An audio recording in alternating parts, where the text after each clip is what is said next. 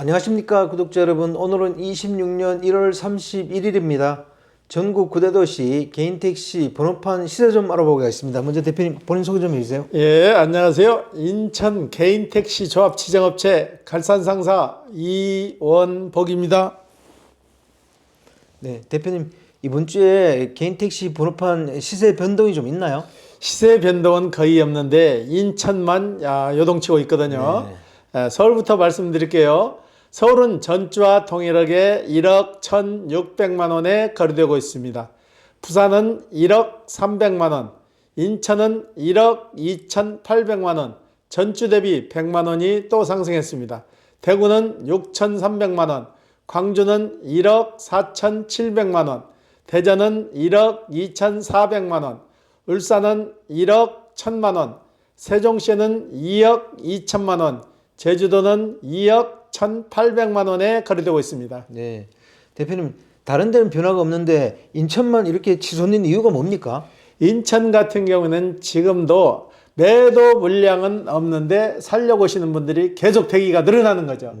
그러다 보니까 양수 교육 받은 시간이 근접해 가지고 그 기간을 놓치기 전에 개인 택시를 살려고 오시는 분들이 이제 막바지에 오니까 막 달라드니까 더 시세를 붙이는 것 같아요. 이분들 같은 경우는 이 시기를 놓치면 다시 교육 접수를 하게 되면 또 시간이 오래 걸리잖아요. 그렇다 보니까 좀 급해진 거죠. 예. 이렇게 되면 1억 3천까지 오를 가능성도 있는 거 아니에요? 가능성이 있는 게 아니고 거의 오를 것 같아요. 지금 인천은 1억 2,800만 원에 거래되고 있는데 딱 1억 2,800만 원에 거래되는 게 아니고 1억 2,850, 1억 2,900까지도 지금 받는 곳이 있어요. 계속 물건은 안 나오고 찾는 분들은 밀려오고 그러니까 자연스럽게 그분들이 가격을 제시하는 거죠. 살려오는 분들이 나는 더 못 기다리니까 금액에 상관없이 좀 잡아달라 하니까 저희 같은 입장에서도 매입할 때 좀 웃돈을 주고라도 기다리는 사람 생각하면 우리가 잡아가지고 팔 수밖에 없는 상황이 되는 거라고요. 예. 업소마다 매입 가격이 다 다르겠네요. 그렇죠. 이건 정찰제가 아니니까 업소마다 파는 가격이 다른데 거의 비슷해요. 매물이 없는 상황은 다 똑같으니까 누가 더 적게 받고 높게 받는 게 아니고 거의 비슷하게 받는다고 보면 돼요. 예. 전에도 인천이 1억 3천까지 올라간 적이 있죠. 그렇죠. 1억 3천까지 올라갔다가 다시 내려섰는데 이번이 그때 그 당시 시기하고 어떻게 비슷하게 맞아 떨어지고 있거든요. 매물은 안 나오는데 살려는 분들은 계속 주마다 교육 받아가지고 계속 오는데 지금 2월달 교육 들어가시는 분도 저희한테 접수해 놓은 사람이 거의 10사람 이상 돼요. 근데 차는 안 나오니까 계속 정체가 되는 거죠. 예. 개인택시 양수 희망자들이 많다는 거는 그래도 인천이 개인택시 하기가 환경이 좋다는 그런 반증이기도 한 거 아니에요? 그러죠. 타 도시에 비해서 그래도 인천이 개인택시 하기는 그래도 좀 낫다는 얘기죠. 예. 그럼 이거 양수자들은 앞으로 또 어떻게 대처를 해야 될까요? 대처 방법이 없어요. 양수자들이 뭐 특별하게 대처할 수 있는 방법이 아니고 일단은 구매 의사가 있으면은 본인이 원하는 매매 상사에 등록해 놓고 기다리는 수밖에 없어요. 자꾸 여기저기 돌아다니면은 가수요만 만들면은 물건은 더 안 나오는데 가격 오름만 부추긴 꼴이 된다고. 예. 그러면 인천은 언제쯤 좀 안정화 그 시기로 좀 들어갈까요? 멀지는 않을 것 같아요. 이번 설 명절이 중순경 2월 중순경에 설 명절이 시작되잖아요. 설 명절이 끝나는 시점 중에서 다시 좀 소폭 하락할 것 같아요. 지금 상황에서는 전혀 하락할 기미가 없는데 기다리는 사람들, 대기하는 사람들 계산을 하게 되면 하락 여건은 없는데 그래도 설 명절이 지나면은 어느 정도 풀릴 것 같아요. 예. 그럼 대표님 매매업소에도 대기자들이 몇 분이나 계세요 지금? 계속 늘고 있죠.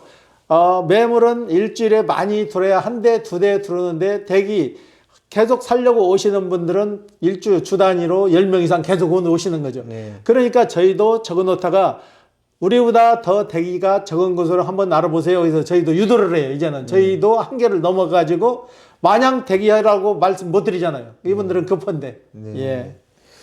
이러다가 또 갑자기 콱 치솟는 거 아닌지 모르겠습니다. 치솟지는 않으려도 꾸준히 내리진 않고 오를 것 같아요. 예. 그럼 다음 주 전망을 어떻게 보세요? 다음 주 역시 인천 같은 경우에는 지금 매도 물량이 이 상태로 나오지 않으면 3천만 원, 1억 3천까지도 무난히 올라갈 것 같아요. 네. 예. 다른 도시는 어떻게 보세요? 다른 도시는 그래도 매물이 좀 많이 돌아가요. 옆에 바로 인접한 도시만 해도 시흥이나 부천이나 이런 데는 매물이 너무 돌아가요. 사는 사람이 없어서 매물이 너무 돌아간다고. 네. 예. 저쪽 전라도 광주 쪽에는 자율주행 택시를 운행한다 그러는데 개인 택시 넘버 가격은 변함이 없습니다. 이걸 어떻게 대표님 보고 계세요? 자율주행 택시가 나와도 그 자율주행 택시가 나오면 생산되는 제조사가 있을 거잖아요. 네. 제조사에서 그 자율주행 택시를 운행하는 게 아니에요. 네. 기존에 면허권을 갖고 있는 개인 택시 기사분님이나 법인의 면허권을 갖고 있는 곳에 개인 택시는 총량제라 선 우선권이 그곳으로 가는 거죠. 네. 그리고 자율주행 택시가 나오면은 택시 가격도 굉장히 비쌀 거라고요. 그렇게 되면은 자율주행 택시가 나와가지고 정착을 하게 되면 기존의 택시 대수가 그만큼 줄어들어야 되는 거죠. 그렇게 되면 제조회사에서도 일정 비율 돈을 투자를 해서 자율주행 택시가 시장에 안착할 수 있게끔 기존의 개인 택시나 법인 택시를 보상해 줘야 된다는 그 결론이 나오는 거죠. 네. 예. 광주는 자율주행 택시가 운행된다고 해도 번호판 가격에 변함이 없는 걸로 봐서 그쪽에서는 별로 신경 안 쓰는 분위기인 것 같아요. 지금 그것뿐만 아니라 서울이나 인천이나 다른 타도시 역시 자율주행 택시하고는 별개로 생각하시는 기사분들이 많아요. 네. 제 입장도 그래요. 자율주행 택시가 나와가지고 바로 이게 시장에 안착돼가지고 자율주행 택시가 운행하는 게 아니고 자율주행 택시가 나와서 시장에 안착하기까지는 택시는 총량제니까 기존 택시 대수가 그만큼 보상을 해서 감차를 해야만이 그 자율주행 택시가 운행을 할 수 있는 조건이 되는 거죠. 예. 네. 대표님 이번 주 개인 택시 매매 건 중에 기억에 남는 건이 있으면 소개 좀 해주십시오. 예, 이분은 버스를 18년간 운행해 오셨는데요. 운전을 하셨는데 정년이 돼가지고 62년생인데 이분이 정년이 돼가지고 저희한테 6개월 전에 미리 주문을 해놨어요. 저는 6개월 한 3, 4개월 쉬었다가 개인 택시를 사려고 하니까 차는 스포티지로 이분은 미리 주문을 하셨고 그동안 기다리셨는데 기다리시는 동안 그동안 18년 동안 버스를 했으니까 휴식을 취하면서 다시 재충전을 하신 거죠. 해서 택시를 다시 사려고 이제 오셨는데 택시가 나오질 않는 거예요. 택시가 나오질 않아갖고 그래도 이분은 6개월 전에 저희한테 주문을 해가지고 저희가 가까스럽게 구해가지고 지금 관할구청에 인가가 들어갔어요. 그런데 택시가 한번 잡아둬가지고 스포티지를 신청했는데 스포티지가 전에는 6개월 정도 걸렸거든요.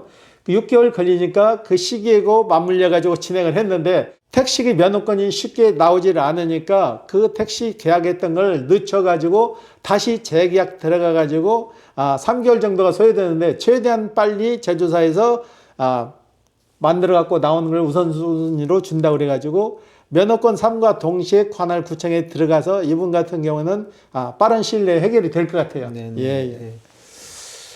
그분은 버스를 하신 다음에 이 택시 쪽으로 넘어오시는 그런 케이스네요. 이분은 버스를 관두는 시점부터 벌써 개인 택시를 하려고 자금 준비나 모든 걸 다 완벽하게 갖추고 바로 시작하지 않은 것은 그분이 일정 기간 휴식이 필요할 것 같다고 그래가지고 6개월을 쉬신 거죠. 네. 6개월 쉬는데 처음에 목표는 6개월 쉬려고 하는 게 아니고 3, 4개월 쉬려고 그러는데 면허권이 나오질 않다 보니까는 늦어져 버린 거죠. 예.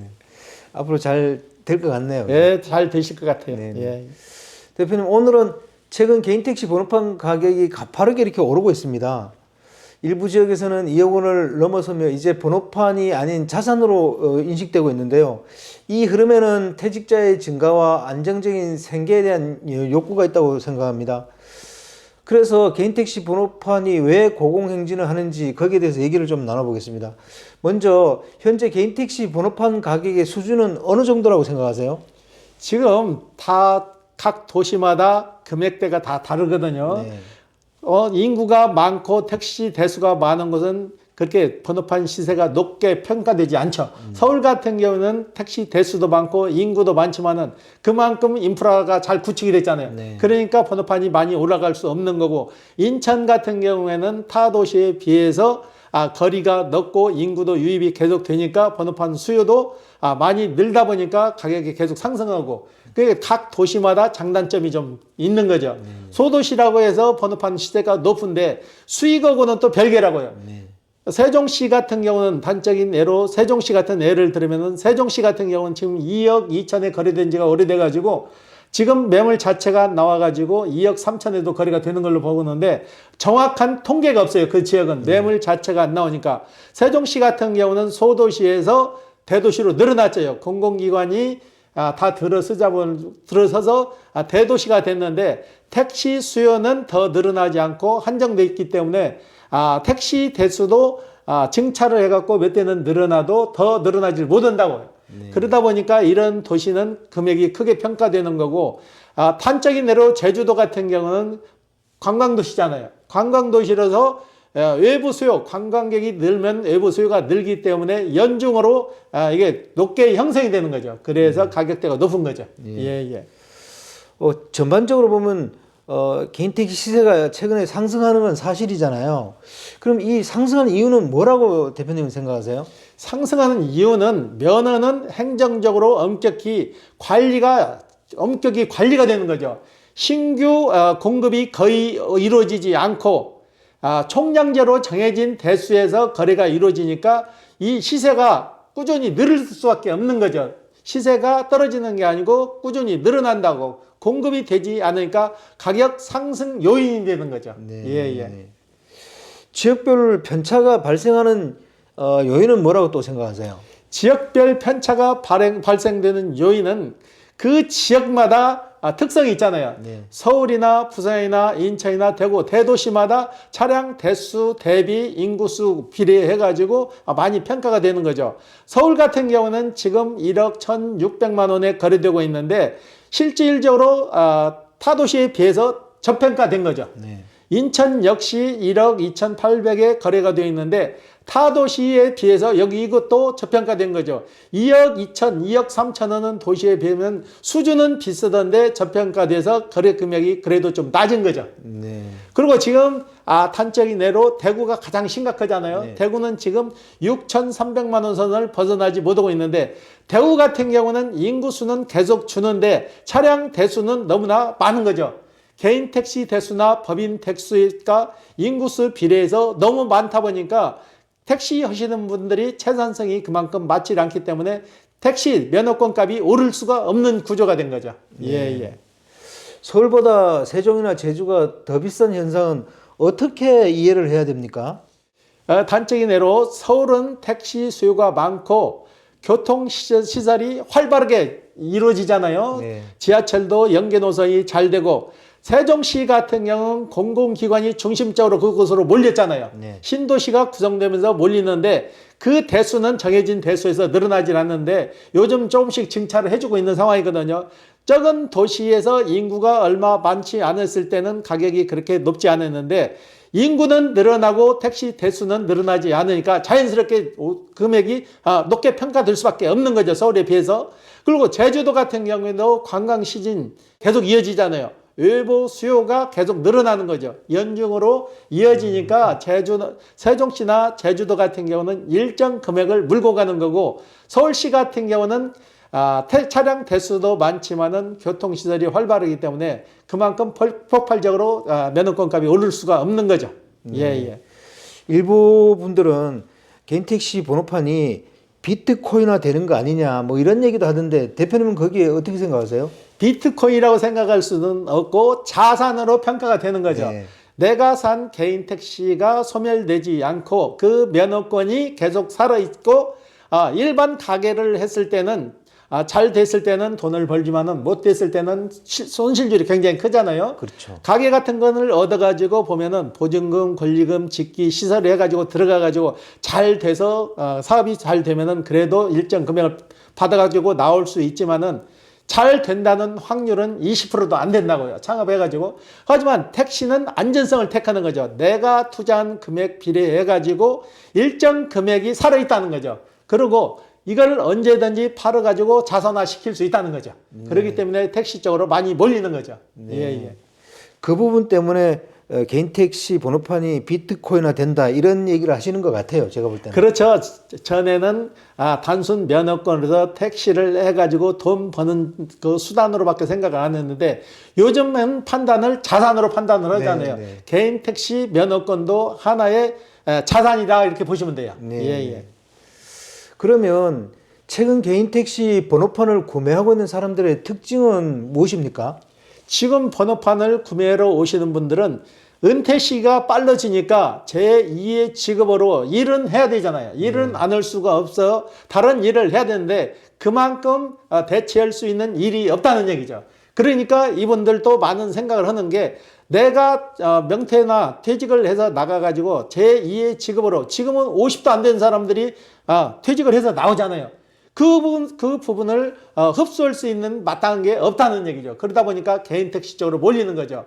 아무래도 개인 택시를 사시는 분들은 그래도 지금은 고령화로 해서 인구 수명이 늘어나잖아요. 늘어나는데 그만큼 대비해서 이럴 수 있는 게 뭐냐에 따라 가지고 그래서 개인 택시가 인기가 좋고 창업 수단으로 해서 개인 택시만큼 바람직한 직업이 없는 거죠. 그러니까 네. 개인 택시 쪽으로 많이 저울질해서 개인 택시 쪽으로 몰리는 거죠. 네. 예. 퇴직자들이 개인 택시를 평생 직장으로 인식하는 이유가 뭐라고 생각하세요? 일단은 안전성이죠. 네. 내가 투자한 금액 대비해가지고 손실률이 없고 말 그대로 개인 택시는 가장 정직한 직업이에요. 내가 이러는 만큼 수익이 되는 거죠. 이러지 않으면 수익은 제로고 일단은 집에 자가용 한 대씩 있다 꼭 필요한 세대가 되어버리잖아요. 그렇지만은 개인 택시가 있으면 자가용 겸 돈벌이 수단으로도 이용할 수 있기 때문에 이보다 더 좋은 게 없는 거죠. 네. 예전에는 개인 택시 번호판 가격이 상승했다가도 좀 내리고 그랬잖아요. 근데 최근에 보면 개인 택시 번호판 가격이 상승세가 꺾이지를 않는 것 같습니다. 그 이유에 대해서도 좀 설명 좀 부탁드립니다. 그러니까 지금 정년퇴직을 하거나 명퇴해서 오시는 분들이 제2의 직업으로 다시 취업할 수 있는 게 그만큼 일자리가 적다는 얘기죠. 네. 뭔가 손실률 없는 일자리를 택해야 되는데 그런 일자리를 고민하다 보니까 개인 택시 쪽으로 오는 거죠. 단적인 예로 며칠 전에 경찰에 계셨고 간부직으로 계신 두 분이 저희한테 작년 여름에 와가지고 상담을 했어요. 내가 12월 달이면은 정년퇴직을 해서 나오는데 나는 목표가 뚜렷하다. 정년퇴직에서 나와가지고 다른 직업보다는 개인 택시를 선택해서 해야 되는데 저한테 자문을 구해가지고 그거 괜찮은 직업이다. 이거는 정년이었고 몸 관리만 잘하면은 정년을 스스로 정할 수 있지 않냐. 그리고 집에 자가용 한 대가 필요한데 자가용 겸 돈벌이 수단으로까지 이용되니까 이보다 더 좋은 게 어딨냐. 손실률이 없다. 내가 이러는 만큼 돈벌이가 되는 거니까 손님이 아무리 있네 없네 자율주행 택시가 나온더라도 택시는 택시로 지속성이 있을 수 있다. 그걸 제가 결론을 내려드렸더만 두 분 다 와서 계약을 해가지고 두 분 다 마무리를 했어요. 예. 경찰관 분들이 많이 오세요? 경찰관들은 준비들을 잘하세요. 딱 닥쳐가지고 오시는 게 아니고 6개월, 1년 전부터 준비를 해가지고 차분히 준비해가지고 차량 살 대금까지 다 마련해가지고 오니까 그분들은 손쉽게 시작하는 거죠. 다른 사람은 빚을 내고 그때 딱 닥쳐서 하게 되면은 아무래도 좀 실수도 하기 마련이죠. 그러니까 정보도 많이 가지고 공부도 많이 하고 그렇게 해서 오니까 정착을 빨리 하시는 거죠. 예. 대표님 마지막으로 개인 택시 번호판 가격 상승이 사회적으로 의미하는 바는 무엇이라고 생각하세요? 전에는 개인 택시가 단순히 돈벌이 수단으로밖에 생각을 안 했는데 지금은 자산의 한 부분이라고 보면 되신 거예요. 지금은 개인 택시가 개인 자산으로 평가되는 시대예요. 전에 같은 경우는 개인 택시 하시는 분 자체가 일반 소비자들도 그렇게 생각했잖아요. 그렇게 수준을 높게 보지는 않았다고요. 그런데 지금은 개인 택시 하시는 분 퀄리티가 굉장히 좋잖아요. 공직에 계시는 분이나 대학교 교수로 있던 분, 은행 지점장으로 있던 분들도 지금은 다 와서 개인 택시 쪽으로 일을 하시잖아요. 그만큼 그 편견이 무너졌다는 얘기죠. 지금은 개인 택시도 긍정적인 직업이다. 그분들이 스스로 느끼고 판단을 한 거죠. 네. 예, 예. 개인 택시 번호판 가격 상승에는 사회적으로 고령화도 영향을 미치는 것 같아요. 그렇죠. 나이는 드는데 그 나이에 다시 일할 수 있는 걸 선택하다 보니까 그 가진 금액에 맞춰서 하다 보니까 개인 택시 쪽으로 많이 오시는 거죠. 네네. 그리고 일단은 내가 투자한 금액 대비해서 손실률이 없다고 보시면 되는 거죠. 네네. 예, 예. 오늘 인터뷰 감사드립니다. 예. 네, 구독자 여러분, 오늘은 26년 1월 31일입니다. 인천만 100만 원이 또 오르고 나머지 도시들은 변화가 없습니다. 최근 개인 택시 번호판 가격 상승이 단순한 업계 이슈가 아닌 것 같습니다. 불안한 노동 시장과 경기 불안이 겹치는 것 같고 거기에 사회적으로 고령화가 큰 영향을 미치는 것 같습니다. 그래서 개인 택시 하시는 분들이나 또는 진입하시는 분들도 이 부분을 깊이 있게 관찰한 다음에 대처를 해야 될 것 같습니다. 자, 호화제는 다음 주에 또 다른 주제로 구독자 여러분 찾아뵙겠습니다. 안녕히 계십시오. 호호 아지였습니다.